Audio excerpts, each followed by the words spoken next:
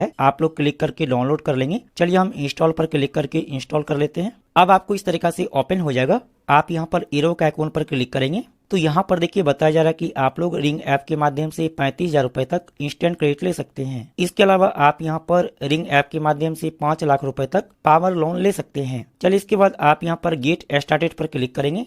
अब यहाँ पर देखिए साइन अप करने के लिए आ गया है, तो आप इस बॉक्स में अपना मोबाइल नंबर फिलअप करेंगे। यहाँ पर मोबाइल नंबर फिलअप करने के बाद सबमिट पर क्लिक करेंगे। अब आपके मोबाइल नंबर पर ओटीपी आएगा और यह ओटीपी यहाँ पर ऑटोमेटिक फिलअप हो जाता है।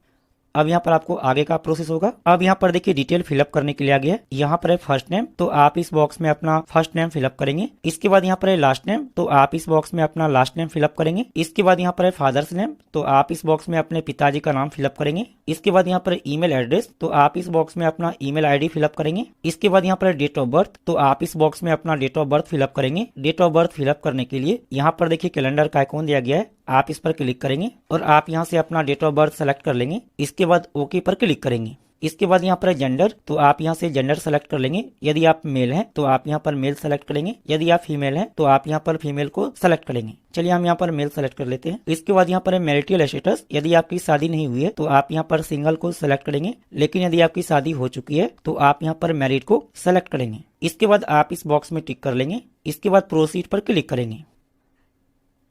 अब यहाँ पर आपको थोड़ा सा वेट करना है जब तक कि आगे का प्रोसेस होता है।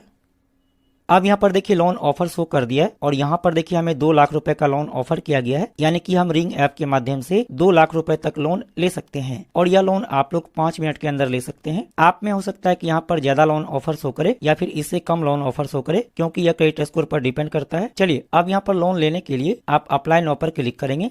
अब यहाँ पर देखिए परमिशन के लिए आ गया है, तो आपको यहाँ पर एसएमएस का परमिशन, लोकेशन का परमिशन और फोन का परमिशन देना होगा। इसके बाद आप यहाँ पर रीड एंड एक्सेप्ट पर क्लिक कर लेंगे। इसके बाद आप यहाँ पर क्लिक करके अलाउ कर लेंगे। अलाउ पर क्लिक कर लेंगे। अलाउ पर क्लिक कर लेंगे। इसके बाद ओके पर क्लिक कर लेंगे। अब यहाँ पर आपको थोड़ा सा वेट करना है जब तक कि यहाँ पर आगे का ऑफर शो किया जाता है, तो आपको यहाँ पर बैक नहीं करना है। अब यहाँ पर देखिए आपको केवाईसी कंप्लीट करना होगा, तो आपको यहाँ पर डिजी लॉकर के माध्यम से आधार वेरीफाई करना होगा। तो यहाँ पर देखिए एरो का आइकॉन बना हुआ है, आप इस पर क्लिक करेंगे। अब यहाँ पर देखिए आधार नंबर फिलअप करने के लिए आ गया है, तो जो भी आपका आधार नंबर है आप इस बॉक्स में फिलअप कर लेंगे। चलिए फिलअप कर लेते हैं। यहाँ पर आधार नंबर फिलअप करने के बाद नेक्स्ट पर क्लिक करेंगे।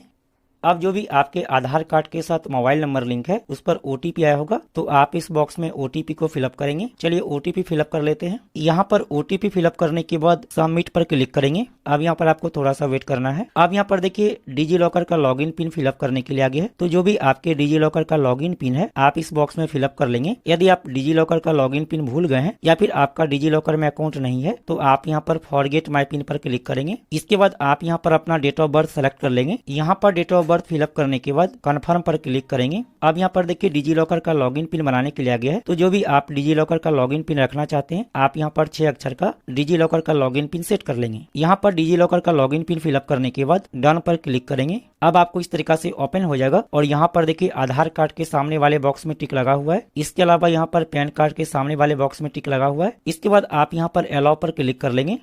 अब यहाँ पर आपको थोड़ा सा वेट करना है जब तक यहाँ पर आपका आधार वेरीफाई होता है, तो आपको यहाँ पर बैक नहीं करना है। अब यहाँ पर देखिए हमारा डिजी लॉकर के माध्यम से आधार वेरीफाई हो चुका है। इसके बाद आप यहाँ पर क्लिक करके अलाउ कर लेंगे। अब यहाँ पर देखिए सेल्फी फोटो अपलोड करने के लिए आ गया है, तो आप इस कैमरा के आइकॉन पर क्लिक करके आप यहाँ पर अपना सेल्फी फोटो ले लेंगे। ध्यान रहे कि यहाँ पर जो सर्कल बना हुआ है इसके अंदर ही आपको अपना सेल्फी फोटो लेना है। यहाँ पर सेल्फी फोटो लेने के बाद कंटिन्यू पर क्लिक करेंगे। अब यहाँ पर देखिए सेल्फी फोटो अपलोड हो चुका है। इसके बाद आप प्रोसीड पर क्लिक करेंगे।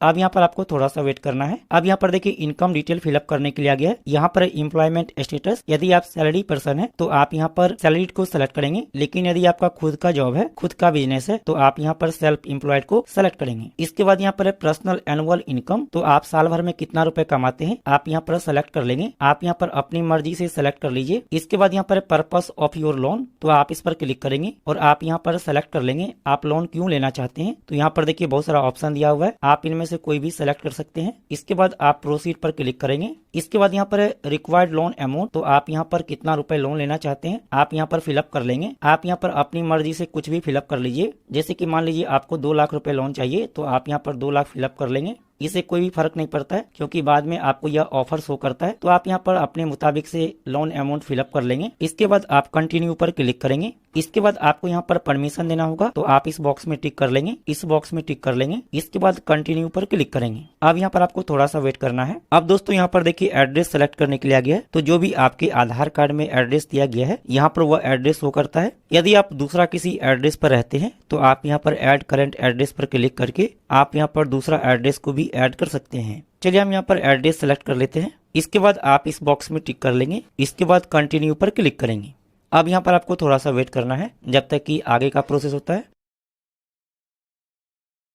अब दोस्तों यहाँ पर देख सकते हैं हमें 50,000 रुपए का लोन ऑफर किया गया है। यदि हम यहाँ पर 50,000 रुपए लोन लेते हैं तो हमारे बैंक अकाउंट में 46,873 रुपए लोन अमाउंट ट्रांसफर किया जाएगा। इसके बाद यहाँ पर टेन्योर, तो 6 मंथ के लिए लोन लेते हैं तो EMI होगा 9,230 रुपए पर मंथ। इसके अलावा यहाँ पर इंटरेस्ट रेट 36% पर एनम है। आप यहाँ पर व्यू डिटेल्स पर क्लिक करेंगे तो आपको यहाँ पर डिटेल्स शो करेगा। जैसे कि यहाँ पर देखिए 50,000 रुपए लोन अमाउंट है तो उसमें से 3,127 रुपए प्रोसेसिंग चार्ज काट करके हमारे बैंक अकाउंट में 46,873 रुपए ट्रांसफर किया जाएगा। जो यहाँ पर प्रोसेसिंग चार्ज है यह आपको पहले ही काट लिया जाता है, उसके बाद ही आपके बैंक अकाउंट में लोन अमाउंट ट्रांसफर किया जाता है। इसके अलावा यहाँ पर देखिए लोन टेन्योर है 6 मंथ, टोटल इंटरेस्ट लगेगा 5,390 रुपए और यहाँ पर टोटल हमें 55,390 रुपए पे करना होगा। चलिए हम बैक हो जाते हैं। अब यहाँ पर आपको बैंक डिटेल ऐड करना होगा, तो आप यहाँ पर ऐड बैंक डिटेल्स पर क्लिक करेंगे। अब यहाँ पर देखिए बैंक डिटेल ऐड करने के लिए आ गया है। यहाँ पर IFSC कोड, तो जो भी बैंक में आपका अकाउंट है उस बैंक के ब्रांच का IFSC कोड यहाँ पर फिलअप करेंगे। इसके बाद यहाँ पर बैंक अकाउंट नंबर, तो जो भी आपका अकाउंट नंबर है आप यहाँ पर इस बॉक्स में अपना अकाउंट नंबर फिलअप कर लेंगे। इसके बाद यहाँ पर कन्फर्म अकाउंट नंबर,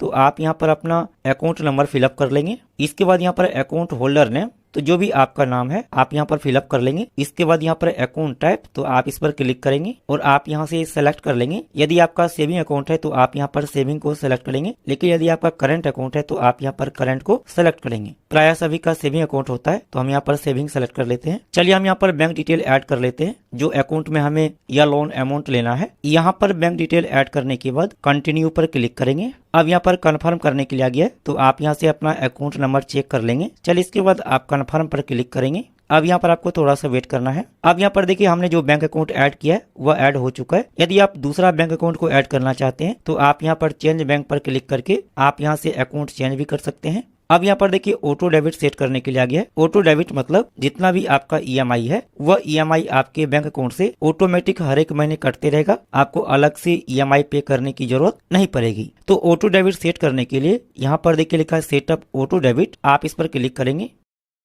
इसके बाद यहाँ पर फोन नंबर, ये ऑप्शनल है, इसको फिलअप करने की जरूरत नहीं है। इसके बाद आप यहाँ पर ऑथेंटिकेट पर क्लिक कर लेंगे। अब यहाँ पर देखिए ऑटो डेबिट सेट करने का 2 ऑप्शन दिया गया है। सबसे पहला यहाँ पर डेबिट कार्ड, इसके बाद नीचे में नेट बैंकिंग। तो आप यहाँ पर डेबिट कार्ड पर क्लिक करके ATM कार्ड के माध्यम से ऑटो डेबिट सेट कर सकते हैं। इसके अलावा आप यहाँ पर नेट बैंकिंग पर क्लिक करके नेट बैंकिंग के माध्यम से भी ऑटो डेबिट सेट कर सकते हैं। हम आपको सलाह देंगे कि आप नेट बैंकिंग के माध्यम से ही ऑटो डेबिट सेट करिए। चलिए हम यहाँ पर नेट बैंकिंग के माध्यम से ऑटो डेबिट सेट करेंगे, तो हम यहाँ पर नेट बैंकिंग पर क्लिक कर लेते हैं। अब यहाँ पर बैंक डिटेल शो कर रहा है। इसके बाद आप यहाँ पर ऑथेंटिकेट पर क्लिक करेंगे।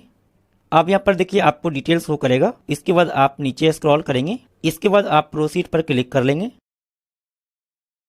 अब यहाँ पर देखिए नेट बैंकिंग में लॉगिन करने के लिए आ गया, तो यहाँ पर इंटर यूजर आईडी, तो जो भी आपके इंटरनेट बैंकिंग का यूजर आईडी है आप यहाँ पर फिलअप कर लेंगे। इसके बाद यहाँ पर है पासवर्ड, तो जो भी आपके इंटरनेट बैंकिंग का लॉगिन पासवर्ड है आप यहाँ पर फिलअप कर लेंगे। चलिए हम यहाँ पर डिटेल फिलअप कर लेते हैं। यहाँ पर नेट बैंकिंग का डिटेल फिलअप करने के बाद लॉगिन पर क्लिक कर लेंगे। अब यहाँ पर देखिए आपको पेमेंट डिटेल शो करेगा। इसके बाद आप नीचे स्क्रॉल करेंगे। इसके बाद आप इस बॉक्स में टिक कर लेंगे। इसके बाद नीचे स्क्रॉल करेंगे। इसके बाद आप यहाँ पर एक्सेप्ट पर क्लिक करेंगे।